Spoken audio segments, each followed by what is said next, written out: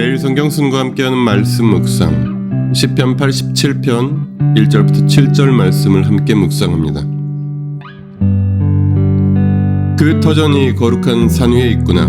주님은 시온의 문들을 야곱의 어느 처소보다 더욱 사랑하신다. 너 하나님의 도성아, 너를 가리켜 영광스럽다고 말한다.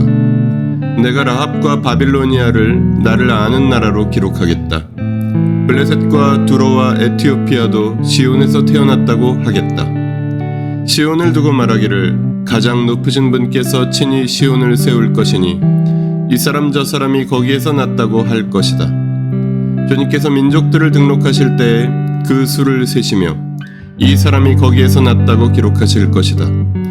노래하는 이들과 춤을 추는 이들도 말한다. 나의 모든 근원이 내 안에 있다. 1절부터 3절은 거룩한 산 위에 세워진 영광스러운 하나님의 도성 시온을 노래합니다. 4절부터 7절은 온 세상의 중심이며 열방과 만민의 근원인 하나님의 도성 시온을 선포합니다. 이 땅에 실제로 구현되었던 하나님의 나라 이스라엘, 그 신학적, 사상적 중심지였던 예루살렘을 예찬하는 시입니다. 고라 자손들은 다윗 때부터 예배의 찬양을 담당하였으나 이 시는 내용상 솔로몬의 시대의 전성기 시온의 위상을 예찬하는 것으로 보입니다. 다윗 시대가 아닌 이유는 아직 성전이 건축되기 전이었기 때문입니다. 시인은 라합, 바빌로니아, 블레셋, 두로, 에티오피아까지 동서남북의 강한 나라들을 예로 들며 열방과 만민의 근원이라 시온을 예찬합니다.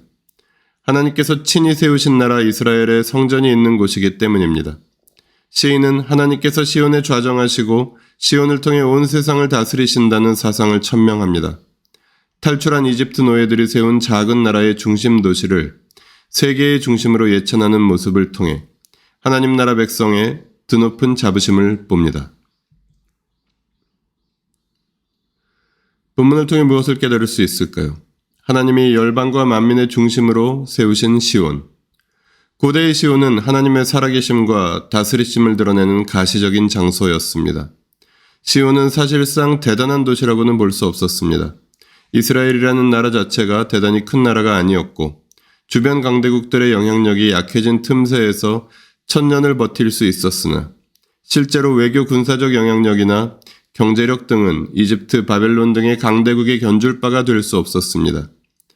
그럼에도 불구하고 그들이 자신들의 도성 시온을 열방과 만민의 중심이요 근원이라고 생각하고 살 수 있었던 이유는 그들이 바로 하나님의 백성이었기 때문이었습니다. 하나님이 그렇게 삼으셨기 때문입니다. 본문을 어떻게 삶에 적용할까요? 교회, 하나님 나라, 공동체.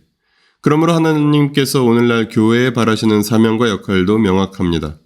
세상 속에서 동시대의 이웃들과 성장하는 자녀 세대들에게 하나님의 살아계심과 다스리심을 우리의 평범한 삶 속에서 드러내는 일입니다. 행복하고 아름다운 공동체를 세우며 이 공동체가 세상에 하나님의 덕을 끼치는 선한 행실을 함께하며 공동체에 속한 가정과 개인이 하나님의 축복을 누리며 나누는 삶을 살아갈 때 작고 평범하고 초라한 우리의 존재와 삶을 하나님이 사랑스럽게 여기시며 사용하시고 인정하시고 칭찬하실 것입니다. 그런 우리를 통해서 하나님의 축복이 흘러갈 것입니다.